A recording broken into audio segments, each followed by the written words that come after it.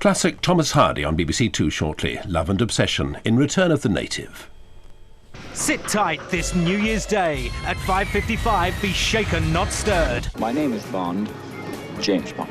And nothing ruffles your favourite secret agent. How reckless of me. I made you all wet.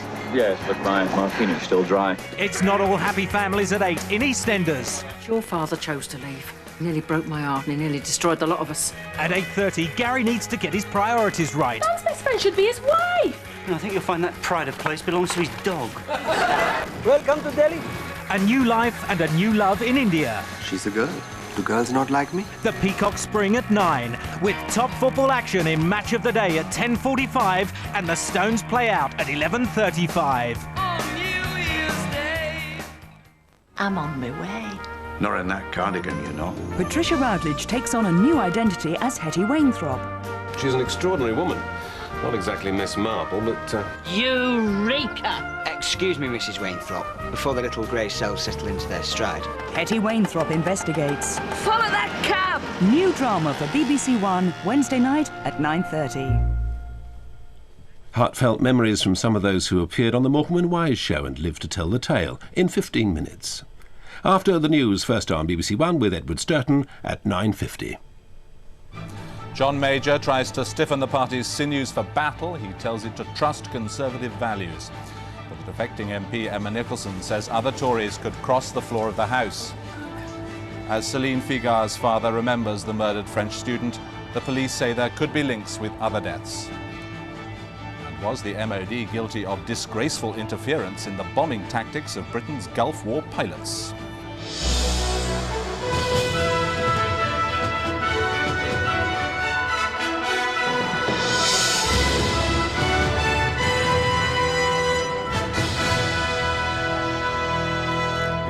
The Prime Minister has used his New Year's message to present a glowing picture of what he called the solid achievements of his government.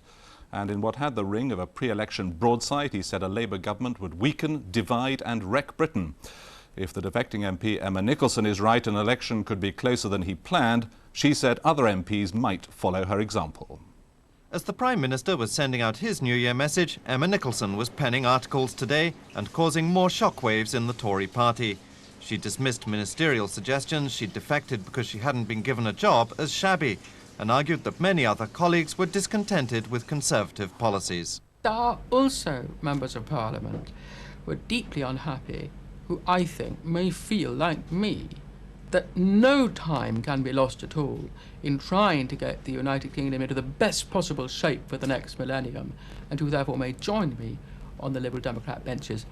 And the pro-European Hugh Dykes warned half a dozen MPs might leave, a view rejected by cabinet ministers. Well, first of all, I don't accept that there are going to be 6 or 7 defections. I think that's idle gossip. I think that those who've expressed their views, one way or another, within the privacy of the Conservative Parliamentary Party, will continue to do so in private because they will be more effective that way. Mr. Major, in his New Year message, urged his constituency chairman to keep their nerve, saying 1996 would be the year when proven success would win through, and stressing the government's commitment to improving public services. Predictably, it cut little ice with Labour. Well, he seems to be zigzagging around wildly. He's been spending months trying to appease the hard right and the Eurosceptics. Now he's desperately trying to reassure and stop his One Nation moderate wing from bolting. But there was some New Year cheer for Mr. Major from the Ulster Unionists, who made clear they wouldn't use their 9 votes in Parliament to force him out of government.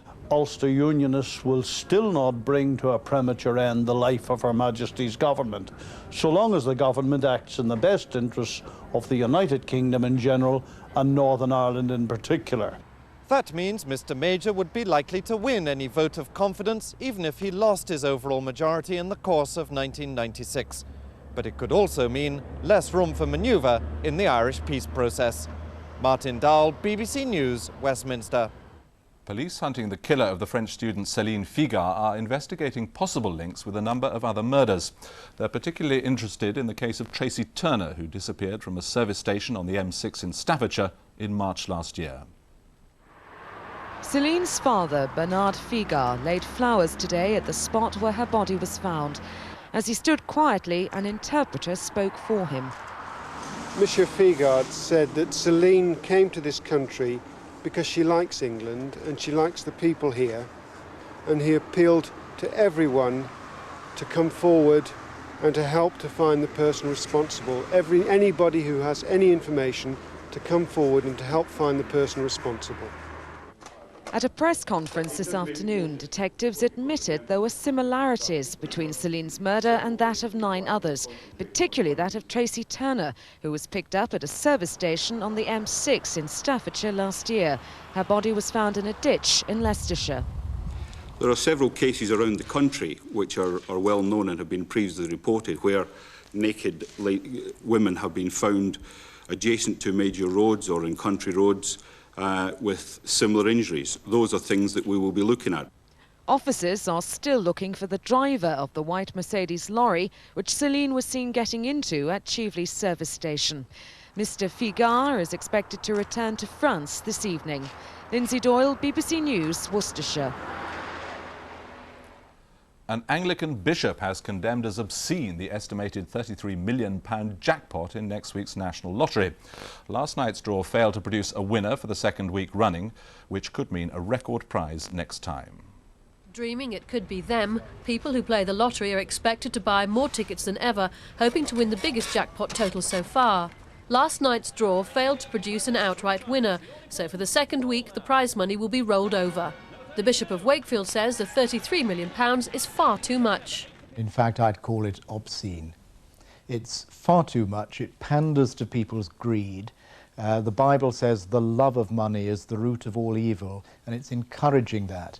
And although some of the public might agree with the Bishop, it won't stop them trying to win the jackpot.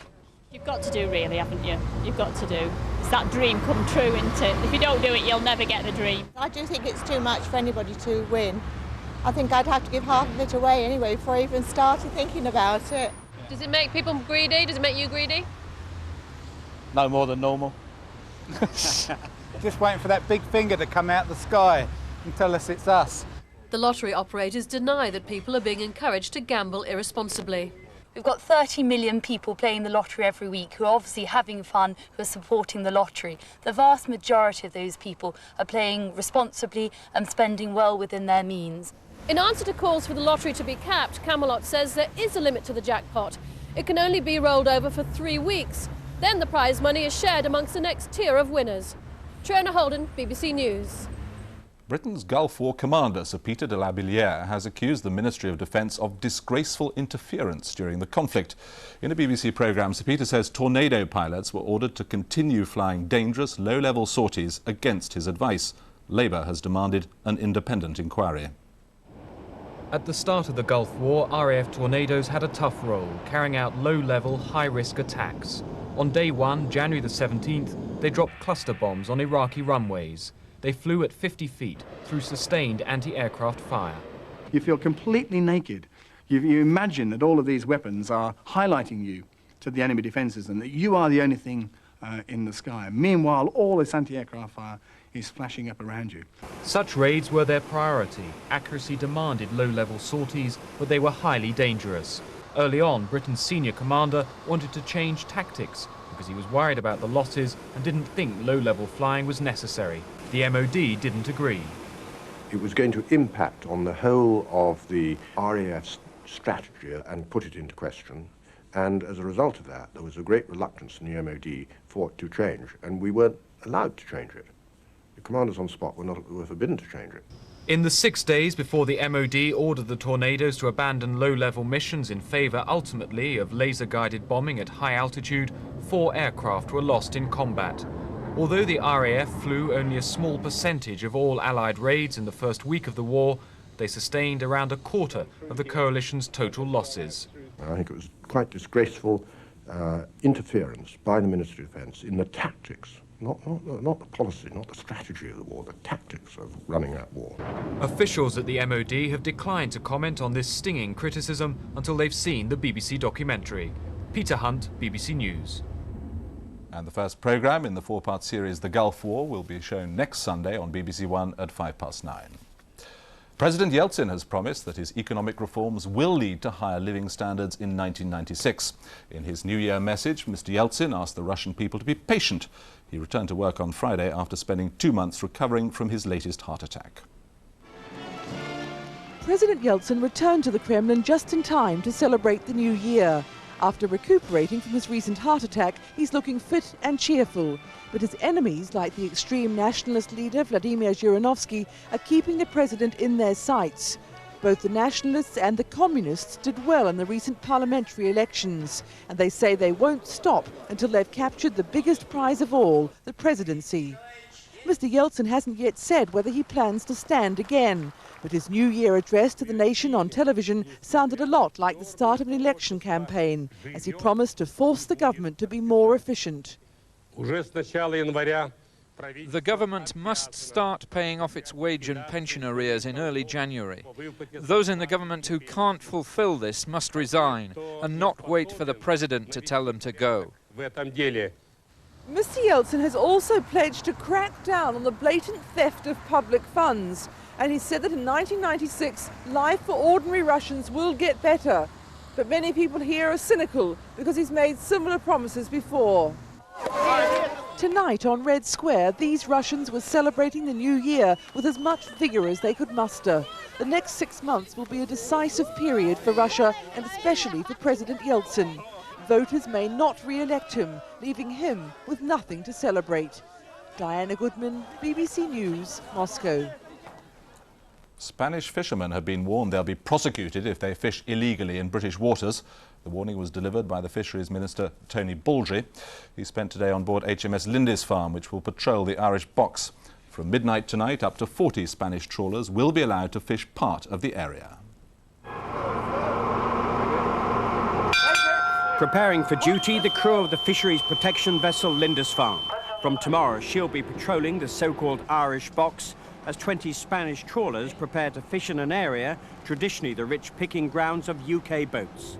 The fisheries minister was on board with a message for Spanish skippers thinking of breaking the law. If a Spanish trawler that's not allowed to be in the Irish Box is there, they'll be apprehended, they'll be taken into port, they'll be prosecuted, and they'll be liable to a fine of some £50,000. So it'll be a very stupid Spanish skipper who seeks to break the law. The Lindisfarne has orders to stop and search any vessel suspected of fishing illegally by using undersized nets or catching baby fish. And the government is anxious to allay fears of fishermen that the Spanish will be able to flout the regulations. But Southwest fishing leaders still believe there could be trouble on the high seas as UK boats and Spanish vessels start to compete for the first time in the Irish Box. As the minister said, there's too many boats fighting for too few fish. So there's going to be trouble. He's putting fishermen against fishermen. By this evening, HMS Lindisfarne will be in position in the Irish Box, anxious to prove that no skipper will be able to ignore the regulations, whether they're Spanish or British. Stephen Cape, BBC News, Portsmouth. Tonight's main news again. John Major's New Year message has presented a glowing picture of what he calls the solid achievements of his government. But the defecting MP Emma Nicholson said other Conservatives may cross the floor of the House. And that's all from the BBC Newsroom in 1995. From all of us here, Happy New Year.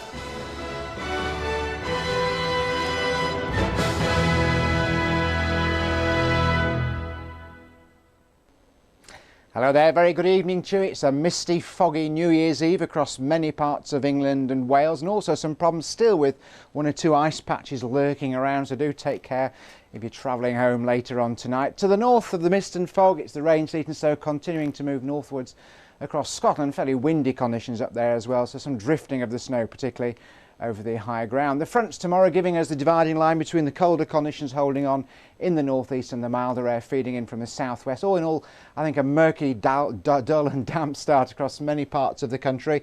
Brightening up a bit over the southern parts of England and Wales as we go through the day with, I think, the rainfall dying away over the southernmost areas. The best of any brightness probably out in the south and southwest. A little bit of rain perhaps getting into the coastal areas later on in the day. Northeastern region staying pretty dull and damp, and over Scotland the rain and sleet, well, the sleet and snow turning towards rain as we go through the day. So warmer conditions coming in, bit of a thaw taking place elsewhere, but an all pretty mucky start to New Year. That's it from me. Wherever you are, I do wish you a very happy New Year. I miss him, I just miss him, I miss him, I miss him, I miss him. I know I shouldn't do this. Juliet Stevenson and Alan Rickman in Truly Madly Deeply. How long ago did Jamie die? Nina. She really loved him. It's tragic. It was like standing behind a glass wall while everybody else got on with missing me. Another chance to see this highly acclaimed film next Sunday at 10:05 on BBC1. And the new Radio Times has Barry Norman's pick of the premieres in a 5-page film special. It also contains listings for all television and major satellite channels. See in the new year with some bad behaviour. Wasn't Audrey that loud northern tart with a bleached hair who was sick at our wedding? Oh no, I'm thinking of you. You know my rule about women in your room. Only one at a time, you mean? From 1941 to 1996, celebrate the new year with Goodnight Sweetheart. New Year's Day, 8:30 on BBC1. As we say goodbye to 95, Angus Deaton and his guests, including Richard Wilson, rerun the past 12 months in the End of the Year show on BBC1 in 55 minutes. Recollections from an earlier time, first on BBC1, when anyone who was anyone in showbiz had the same burning ambition.